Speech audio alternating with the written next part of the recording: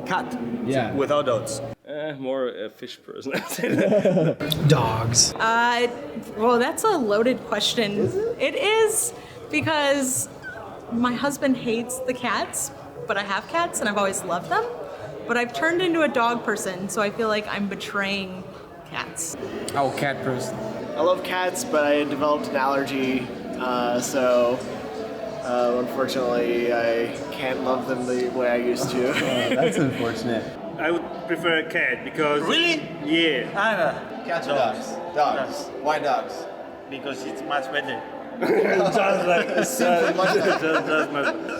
Oh man, that's really tough.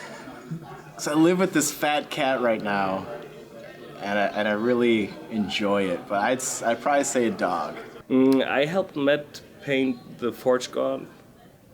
That was pretty weird. Yeah. If you have to think of all the different color shades for certain areas, it's like it gets interesting. Also for a brush licker, it's kind of a strange thing. Yeah.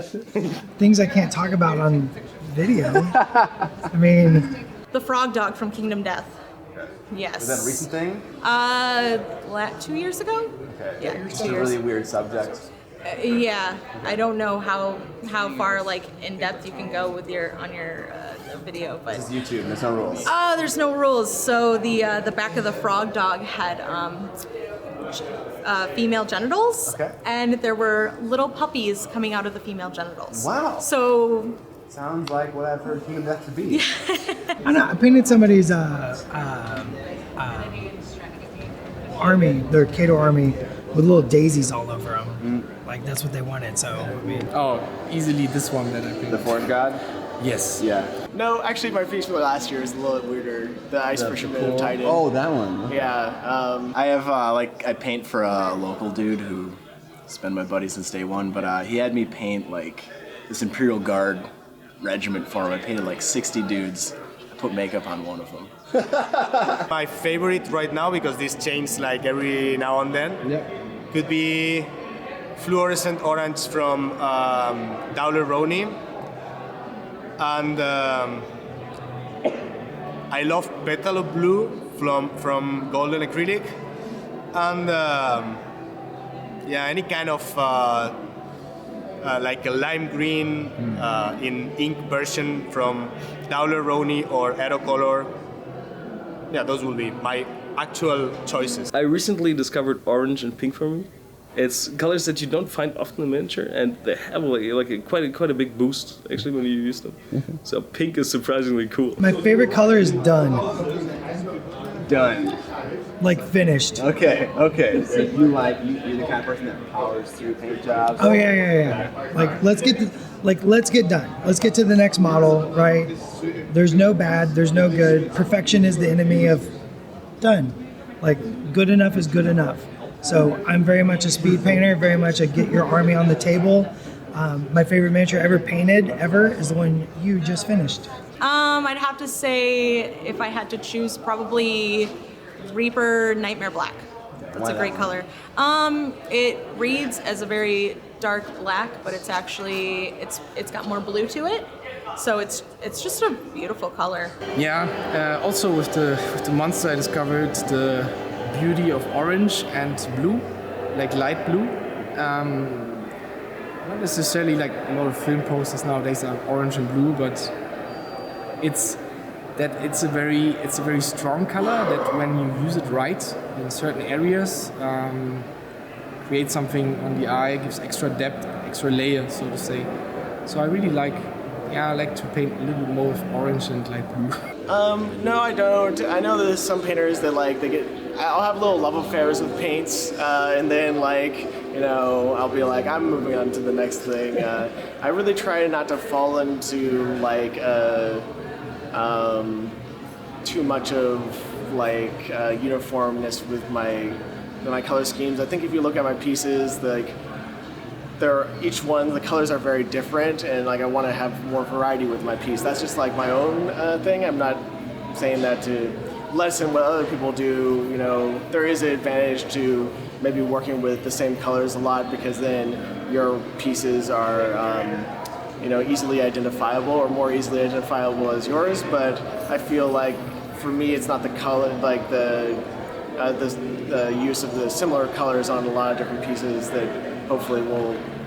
My pieces maybe will be identifiable for other reasons. Black and white. Black and white. You have chosen first, yeah? He chose black and white, I have to choose something different. Black and white. I'm using turquoise a lot lately. Generally, I'm attracted, I like this like orange and turquoise combination, and then some kind of dead color, which is actually very close to like the red, white, and blue trifecta, but just like cranked over a little bit. Actually, I love turquoise. I mean, you also use a lot of turquoise in your... No copy. Okay. And as I cannot choose white and black because it's his favorite, I would choose turquoise and probably red. I like the deep and fairy red colors in my miniatures. I think that I don't have my favorite color, but I love the colors and I like play with all of them together to create an harmony between all of them. It's, my opinion, is difficult because I don't know. It's very complicated to create an atmosphere with all together. Okay. And if I should choose one of them, I say black and white. I paint professionally since 2004, so a long time ago. I think I've been painting for 22 years. I'm old. I've been painting since 93. Yeah, I've been painting for 6 or 7 years now. Probably a little bit, maybe 8, because every year I get a year older. So. Unfortunately, yeah. Well, I've been painting miniatures since I was around 14 years old. I've been painting since I was 13, so that means I've been painting for 22 years. I started the hobby like 20 years ago, but I'm painting miniatures like for professional for, I don't know, 6 years, I think. Hey, as hobby, I started with Games Workshop with Warhammer when it was 12, I think, more or less. I probably paint about 30 hours a week. I've been painting all my life, but I started doing quality over quantity in 2009. That's when I got my first bronze golden demon. But now, unfortunately, I don't paint too much. You know, it's like there are months that I don't paint anything. Okay. But it's because now my daily work is sketching for companies or for my own products, sculpting, painting. Sometimes I'm painting like a complex thing that needs, I don't know, 200 hours. Sometimes they are just quick sketches, also for collectors, you know, like a fact smoothness philosophy behind this. Many classes, organizing classes kills me, literally. Yeah. I mean, so a lot of admin work. Unfortunately, many people think that an artist's life is all about producing art. I spend more time answering emails than actually painting, you know? So more than half my life. Terrible. No, it's really a long time. Surprisingly long. But I don't know. I used to paint a lot, like about, I don't know, 6 hours a day, like next to my job. Like I worked as an architect before, okay, which was already like pretty labor intensive. Yeah. And it was funny actually when I started working full time in miniatures, I painted less, a lot less.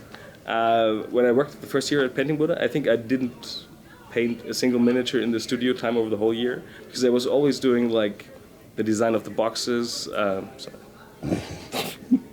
The design of for the boxes, the packages, the DVDs, video editing, and it was like, yeah, do this, do that, do this, that.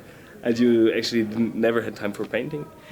For now, with running the Patreon, it's a little bit like that because I'm doing everything myself. Mm-hmm. So with the video editing is also quite time intensive. Right. Yeah. So, or time consuming.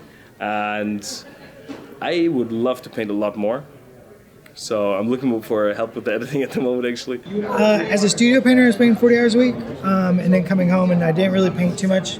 Now that I'm not a studio painter and studio manager, director, I definitely come home and I do hours a night, and then of course at work I do the videos. So the videos take up some time. So I don't know how many hours I do a week. 4 to 6 hours a day painting, but sometimes it's 6 to 8 every day. Maybe I'll take a break, but being, freelance professional, that's kind of like the bad part of it, because there's no day off. So It's my full-time job, so this is what I do. When I would paint as a studio painter, I would do 40-hour work weeks, of course, and I'd be painting for almost all of that. But now, there's a lot of weeks where I paint more than 40 hours, and then there's some weeks where I'm doing other things, like shooting videos or writing or independent study, or just taking a break. So I'm a bit more flexible with my hours, but I do try to put in a full week. I'm trying to keep it 40 hours, like normal job would look like, more or less.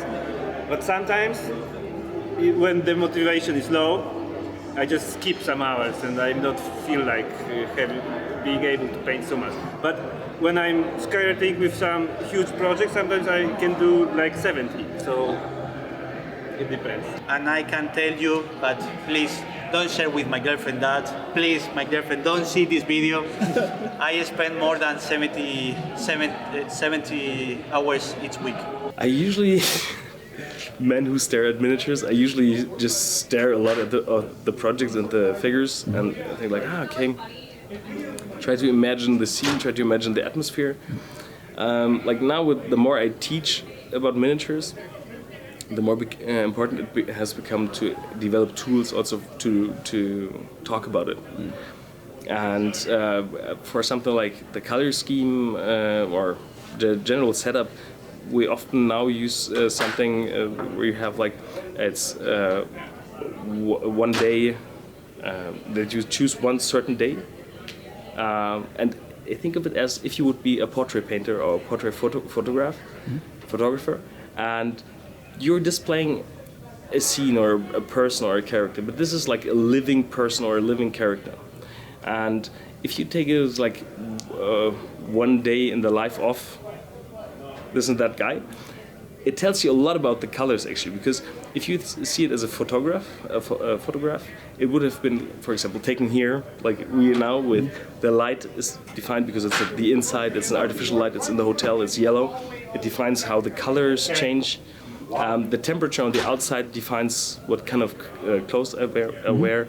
If I'm on the outside, I would have more blue reflections, and I personally try to get a realistic color setup with things like that, and an atmospheric color setup with the details that you create with that. So name, I don't know, for example, you could give the figure a name. Think about the life of the figure. It tells you a lot about personal details are reflected in a lot of elements. For example, if you think about a hobbit and he has a frying pan on his backpack, depending on how scratched the frying pan is, it tells how the life or the journey of the hobbit is.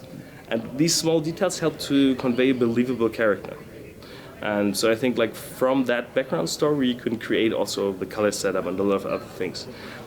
If you don't feel comfortable with color setups, there are also quite good tools actually to develop, not for miniature painters, but for illustrative artists. So I think if you don't feel good with creating color setups, just check out the James Gurney blog or the book. Fantastic, great read up about color setups, stuff like that. It can help you a lot. For my guys, I definitely am a video game guy. There's Dark Souls is my game, and my whole Grimkin army is kind of touching on those, and my Crucible Guard is definitely touching on some post-apocalyptic themes from video games. So I get inspiration from anywhere. Music, I'm seeing your jacket, and I'm that's the bomb. Yeah. So definitely 80s metal is totally my jam, and anything like that, just that's where I get my inspiration. Reference photos, which is what I always tell everybody, because it's a great way to pick colors. Other than that, I think it's just just kind of what your favorite colors are. Like I said, looking at a model, and you know, if I'm going to paint a wood elf, like what kind of environment would a wood elf be, and you know, those are the colors I might think of. You can draw inspiration from everywhere, and in the city that I live in, Berlin, it's a big street art city. So one thing that I really grew fond of is walking around in the area of my district where there's street art, and just seeing how color combinations on the street art pieces are, to see if that is a good combination, because it's, in a way it's like a free color inspiration without you having to put any color on your miniature. Each painting is kind of a little different, and like, you know, I've studied color a lot. Recently I've been really inspired by a book by the guy that did Dinotopia, and he talks about color in that, but each one's really different. The analogy I like to use is, you know, like a race car driver or a bobsledder. They like envision the track. You see them, they'll like close their eyes and they're seeing each turn, each thing. So they're planning it all out. And a paint job can be kind of like that. But then when you're actually doing it, there's improvisation and changing and everything. So I really try to like visualize what it is, how I'm going to use the colors to draw the eye and move you around the piece. Circle back and like see all the different details and things like that. I've played a video game where the character had this cool like war paint, threw that on a model. But yeah, a lot of the time lately, it's for me, I've been trying to push for more atmosphere, more heavy metal attitude. You can see, and so it's, do I want this piece to be cold or warm, and what kind of like, I want to add like kind of more like sinister, just capturing more atmosphere. Really is what I'm going for. Yeah, because... where do I find inspiration from that? Death metal. Lately. Yeah. It always changes though, you know, you're always just like kind of going in certain directions and then just getting better at this. And you kind of focus maybe like non-metallic metals or something, and that's your jam for the year or whatever, till you feel you've mastered it. You know what? The thing is, people needs to tag things.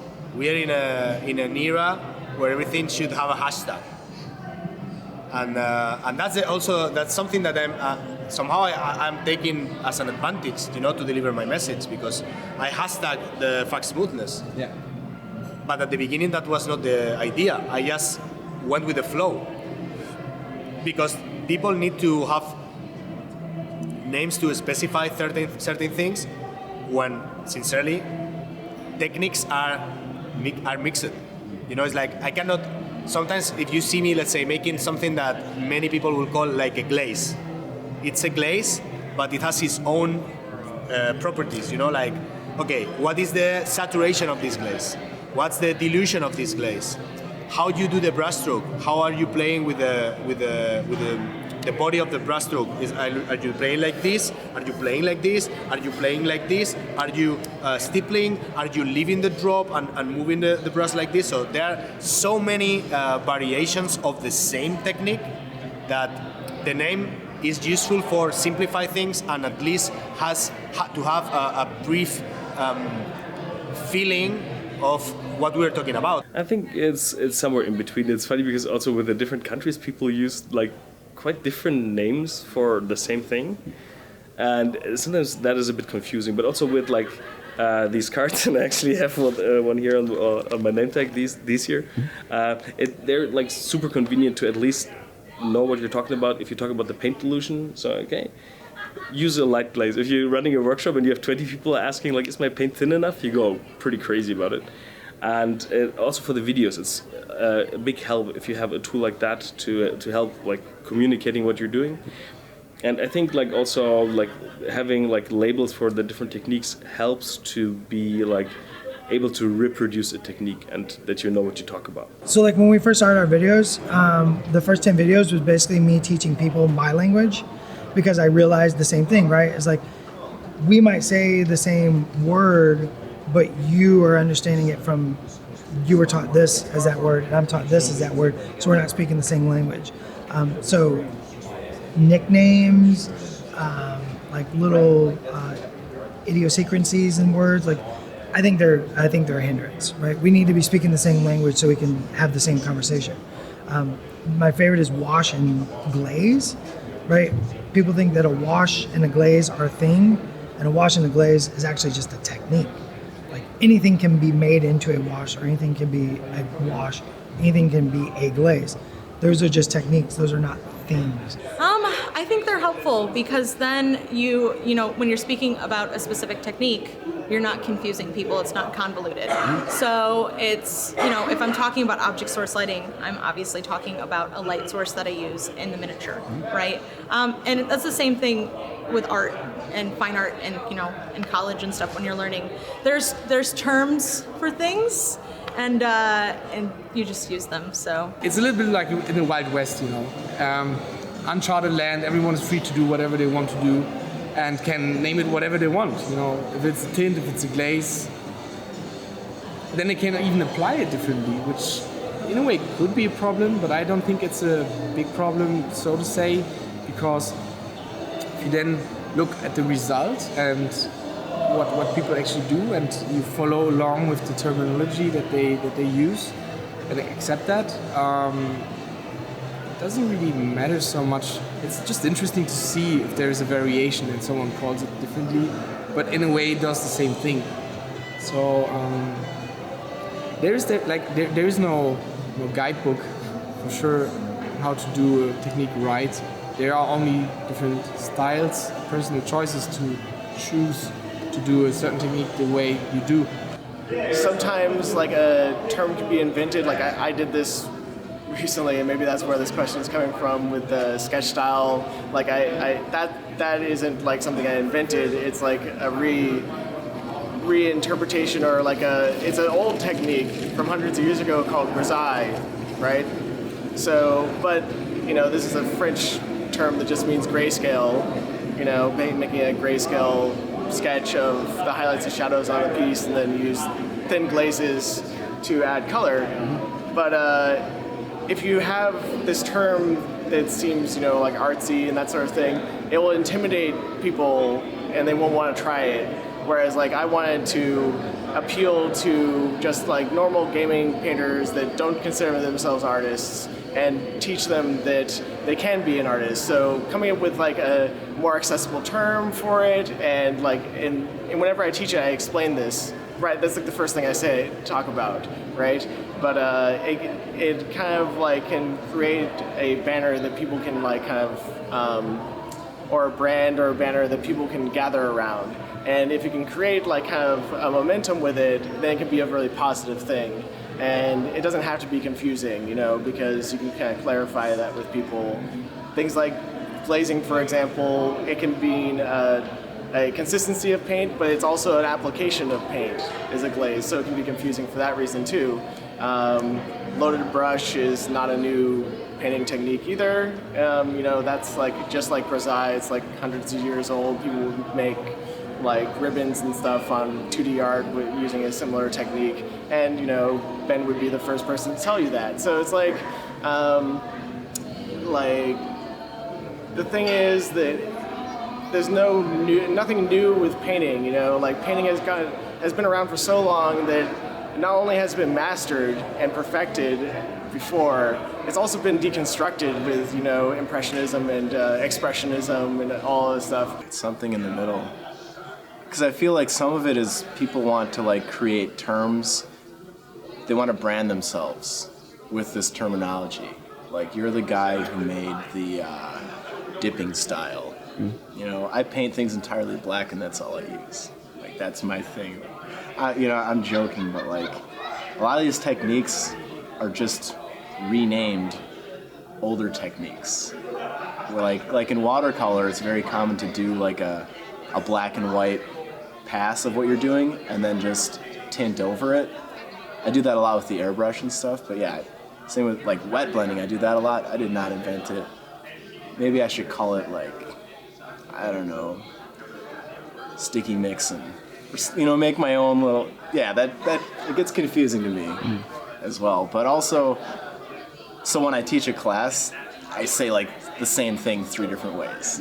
Layer, blend, glaze, highlight, like it's all can be the same thing. So just throw multiple metaphors for everything. That's where we are right now, and we'll see like when the dust settles if it's any less confusing. So you prefer to be an agent of chaos? Yeah. Okay. Well, the only constant is change. Yeah. I think it's all about the money. All about the what? The money. Money rules the world. And I give you an example. If I have to define my work, most of the time, imagine that I meet some friends of my wife, for example, that they don't know what I do, and they ask me. I used to say I'm a graphic designer or something like this, because I don't want to be like 30 minutes explaining what the fuck is my work, you know? Yeah. Sometimes when you have to explain it, and people say, oh, so you paint toys, you know? And then you have the card to say, yeah, they are toys that cost 5,000 euros. And then everything changed. Because it's all about, unfortunately, you know, it's like how people, and also it's because it's not so much related with mainstream consumers like video games or films or things like this. But it's all related. I have many known people that are comic artists or illustrators or, you know, other art fields that are more known. Because they have had bigger exposure, and also is because at the end miniature art is something very young, because we have like 30 years, while Frazzetta is from the 60s, let's say, or Norman Rockwell started to produce his artworks, I don't know, maybe in the 30s or 40s. I don't remember the date, but these pieces has been there almost forever, you know, while miniature art has been started to be developed, let's say, at the end of the 90s. For, I would say, 99% of the people in the miniature world, miniature painting is arts and craft. It's not an art form, because in the modern understanding of art is all about the why and not about the how. For us as miniature painters, you would not look at a model any longer if it's not perfectly painted. You know, you spend like 2 seconds. Also with like, I don't know, my Facebook feed is so full of miniatures that after 24 hours you don't even see what's been painted like the last day. And we consume miniatures like crazy, and you need more time to produce an image than you need to consume it. And the technical standard in miniature painting is quite high, and I think like people from the outside just see it and it's like, interesting. Hard to relate to. Hard to also, I don't know, get the topics. If you take a miniature, like miniature projects to an art gallery, they think, oh, that's amazing. Could you do it larger? You think like, okay, that defies the purpose of like it's being a miniature. But I don't know. I love that balance between like being able to tell stories with like pre-manufactured parts, like also doing your own stuff, but telling stories with paint works very well in the like that miniature world, and I love that. In the fine art world, like I think that they maybe look at us like I didn't sculpt this guy, right? I didn't even design this guy, but I did paint this guy, and I might take this guy and put him in like a box and make this big artistic thing, but like at the core there's this thing that I didn't create, and I think that might be the hindrance or the wall. It's definitely art. I mean, video games took how many years for video games to be recognized as art, right? Comic books, right? Like we're in the boom of comic books, right? You know, the movies right now. Like 20 years ago, I would have never thought that was going to happen, right? So I think it's just we're just biding our time. We're just maybe waiting for our turn to be like recognized. I think definitely like things like Crystal Brush show. And even like the P3 Grandmaster painting competition, like I get pieces of art in those, and I'm just like, this is art. This is a piece of art, right? So I think there's definitely people out there pushing, and just going to take time. Hopefully it's a matter of time. Like, and I think the more and more exposure we get, and people see like what we do, the better. So hopefully it happens for us.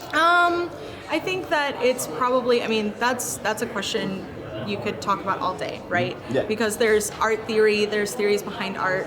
But I think that probably if you study art theory and fine art, it's something like this would be considered, it's a hobby, right? So we want to push it to make it that it's art, but it wouldn't be regarded as art, because there are theories that things have to be in museums to be considered art, right? Or things aren't necessarily, this could be considered a craft. So it's a craft, it's not fine art. Like it's just the school of thought that is accepted, unfortunately, right? So do you think it's a matter of time? Do you think in 20 years it can be more? You know what? It might be a matter of time, because if you look at art, if you look at the history of art and you start to go to like art museums and stuff, actually like Roman sculptures were painted, but all the paint is worn off, and they still paint their sculptures in India.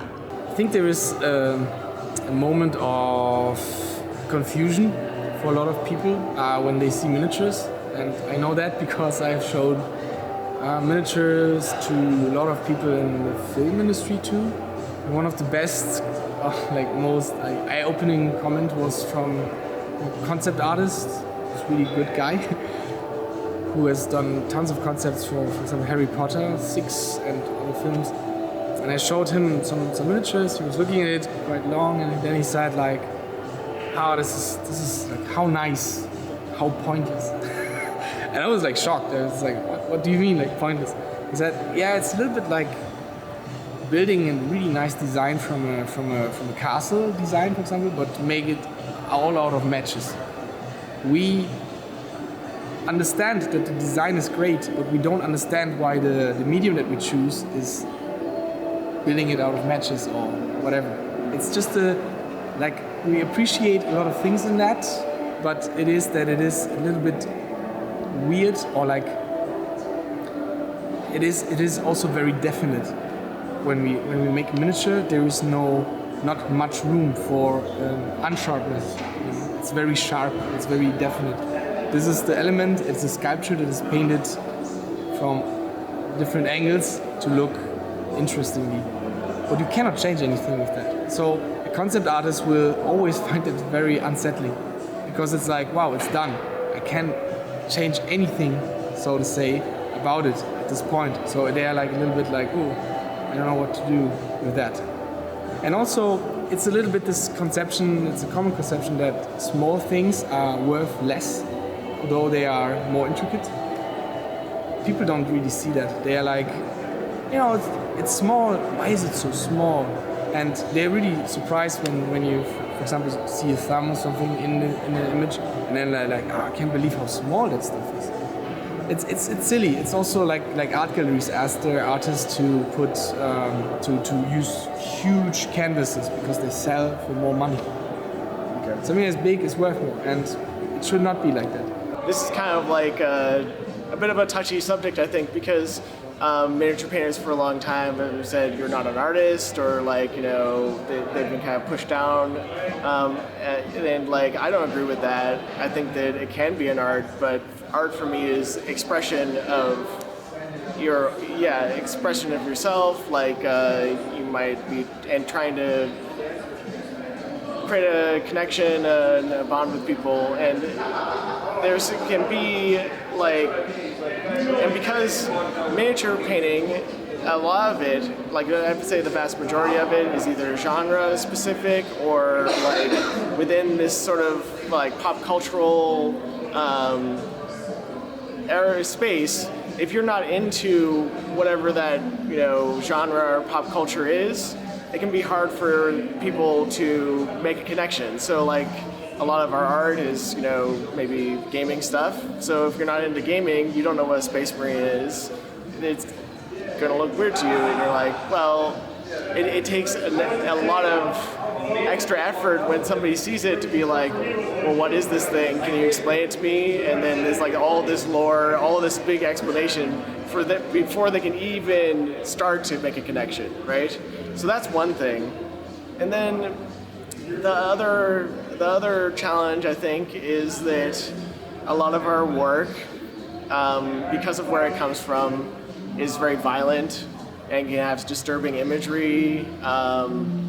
And those things, for a general audience, it doesn't mean it's kind of be a bit of a barrier for people, you know. And for me, so when I'm making my own projects, if I'm going to use something that's disturbing or violent, I really feel like, at least for me, when I'm making art, because I'm trying to make that connection with the general audience, I need to have a very important reason to do it. I think, first of all, it's very niche, yes? And the community, our community is seen kind of geeks, I think. And it's hard for this kind of stuff to go to the mainstream, I don't know, auditorium, that everybody could see that this is something cool. And so we are just kind of closed in a closed group, and it's hard for us to pop out and be seen on the outside. Yes.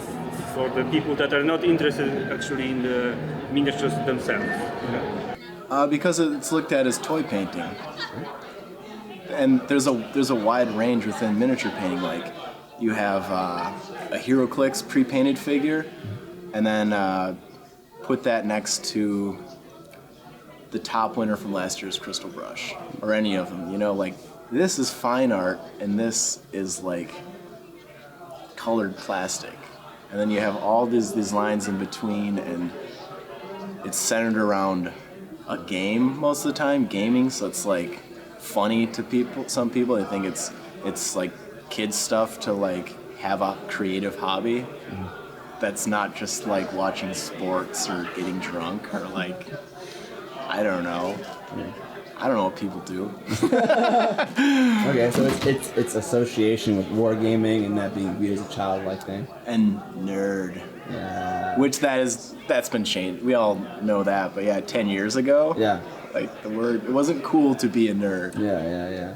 Now it's like everyone's playing D&D for the first time. Yeah. I started like last summer. Me too. Yeah, myself included. I think jazz is a young field. Should be grow up some years more, and then I hope that this miniature world will be a space in a gallery too. I think that is young, just that. Okay. Because for example now comic is kind of art, and I hope this miniature will be art in the future. Okay. I don't know when, but I hope so. It is possible probably in 10, 20 years, maybe 30. I don't know when. Yeah. Okay. But for sure will be. Okay. Because now there are people that working in another ways, more artistic ways, maybe trying to express something with the miniature, and maybe now we are breaking some rules. And in the future, I think that we could be in a gallery, yes. And probably in 20 years, or maybe in less than 10 years, you will see hyperrealism. Kirill Kanaev is going into this way. He's still not hyperrealistic. He's a super advanced study of textures, reflection. Amazing is the point of the spear, but the final looking is still not hyperrealism. But it will be at some point, for sure. The same as in fine arts, hyperrealism. But nowadays you have like modern post-impressionism, and this work. You can check this on, I don't know if the name is this, but it's how I define this. You can see many fine art painters, canvas painters, oil painters, or acrylic, whatever, that they are doing some kind of super fresh and aggressive post-impressionism from the 21st century. So why not we will have this on a miniature? You know, probably yes. So probably the storytellers will have the chance to express themselves and not being constrained by the technical aspect and being able to tell stories. Roman Lapat is a good example of this. He's a great painter, but he's focused on storytelling, and what he does is brilliant because of the storytelling. You know, he's a script writer with miniatures. I feel myself as a concept artist. I create characters and moments and moods and light impressions, fresh, quick, and this is my work. There are some other people that are combining things. There are some other people that are focusing on a technical aspect, like Pisarski that has won the Crystal Brush today with a fantastic work. Some other people are like exploring technical aspects, like Kirill is exploring technical aspects, which is great, the study of material, but he's not, let's say, exposing himself to speak in front of a camera in this way. So there are many different ways where you can give an input. Nothing is better, nothing is wrong. So I guess that the people, the crowd, will start accepting more things. And at some point we will have a large variety of very diverse styles, the same as we have now in digital illustration, where you can find concept artists that looks like oil paintings, but some others looks like manga, and all coexist together, and it's all about enjoyment, art. I think it will for sure be a different kind of change, but it's funny because people always think, I think it will always be like that, people always think they're riding the crest of the wave at this very moment. They're like, oh, what should be next? What will be next? Like, we're the top. It's like, oh, maybe it will be textures. But you think, yeah, okay, it's not all that exciting. But I think it will develop further and further and further, because people are always looking for the new hot thing, trying to improve themselves. For me, it's very hard to tell where things are going, because I'm astonished by other people's work already. Like Hiro Kanai, for example, the guy is, for me, he's a living god. And I don't know, I don't know, maybe in 20 years his eyes will be bad, but no, there will be other people pushing boundaries. And I think that's the fascinating thing, is we see, it's a very personal thing. We see a lot of people influencing other people, and it's growing from different cores, and I think it's fantastic. That's a good question, because I think what's really happening is we're seeing a lot of we're seeing a lot of fine artists get into miniature art, and we're seeing a lot of those guys who have been doing scale modeling for 50, 60 years. We're starting to exchange techniques with those guys, and I think that's where those big pushes are coming from, right? Old school miniature painters was treating it like old school miniature painting, and then somebody somewhere discovered some guy doing salt weathering techniques on his P-51 airplane kit. It was just wait, what is this? I can apply this to a warjack, or I can apply this to my miniature painting, and that exchange of ideas. So maybe there's somewhere else out there that we need to start exchanging more ideas with to elevate it more, and hopefully that happens. As far as will we see that, Joe? I think so, and I hope so. That, and I think that would be really cool. I don't think we've reached the max yet. Okay. We haven't peaked yet. I don't think we peaked yet. I think the biggest thing would be getting more people into the hobby, even because you get that pyramid, right? More people in that bottom base pushing up the top, right? And I think that's where you get that growth. So getting more people into the hobby is going to get that lift. I would hope so, that it would improve. I think that it is improving. I think that maybe it would improve more as it's an art form. So it becomes more accepted as an art form. There's not just this narrow way to paint miniatures. There's more of an accepted, you can experiment with styles. And that doesn't necessarily make it so it's badly painted, right? So if you want to paint something like an impressionist, it's completely, kosher. I think it's good that people stay hungry. They experimenting. They're looking for new techniques to be found, and they are open for experimentation. Because only through this they can really truly find something that is innovative, surprising, and somehow, I want to put it like that, relevant. Because stagnation is not really interesting to see just another miniature. So that's good. I really like to see other arts kind of creeping into miniature art or other way around. Yeah, I mean, it's almost like the history of art has been compressed into this short period for miniature painting. So I think that when we're already seeing it where the number of really talented and skilled painters is really grown vastly, and we have painters at that top level. We're trying to push into new areas, and we're mastering the skills of painting and kind of pushing into some new areas. But we really have a whole new generations of painters that we've been teaching and growing the community, and so the number of painters is going to grow who are at that top level, which it's going to be more competitive and that sort of thing, but also the whole community is growing, so I think that there's room for that. So I think we'll see that, and I think we'll also see, painters moving into, you already see it with Alfonso Giraldes and his F-smoothness movement, and also Roman Lapad, and myself, I also, am experimenting with, painting that isn't necessarily like super smooth, but like is more illustrative, and I think we'll definitely see that, and a lot more of that move into that, and that's really exciting. That's a revolution that happened in 2D art like a long time ago, but seeing it in miniatures, that's really inspiring.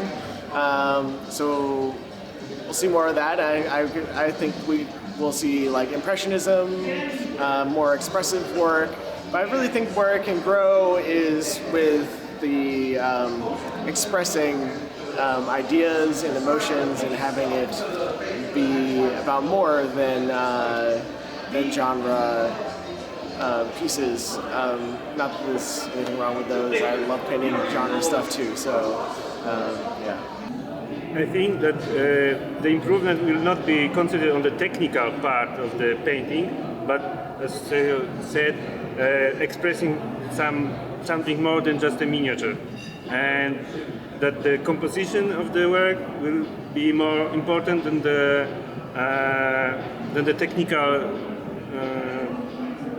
how it was technically done. So I think it will be shifted towards something new. Like art today, it's not only how technically it's difficult. Like in Renaissance, the painters were really great at technically, but in 20th century, Impressionism and other arts took totally different approach. So probably in miniatures also something like that could happen. Okay. I'm seeing it change, and I've only seen it get better and better. So if we're gonna like end-run this, I'd say it's gonna be 3 times as good in the future. So let's just count that today, write it in the book, and we're done. All right. Okay. Cool. But yeah, I think it'll get better, and I like the there's more painted backdrops. You see, miniature painters doing 2-dimensional art, combining with 3D art. That's awesome. It's complicated because if don't were a past, we can't paint like we paint now. It's complicated saying now we paint better because they were create his own style in this moment, and we should say that if some people didn't try to create something with the expression of the painting or changing the light or creating something in this moment, now we couldn't do that we can do now. I don't know if I explained it well, but I want to say all the things have a process, and maybe the process is slow because it's a young field, and I think that all the things that happened before have the same weight that we miniature. Okay, just is in another moment and with another techniques or another information. Okay. Okay. But yeah. I think all is the same.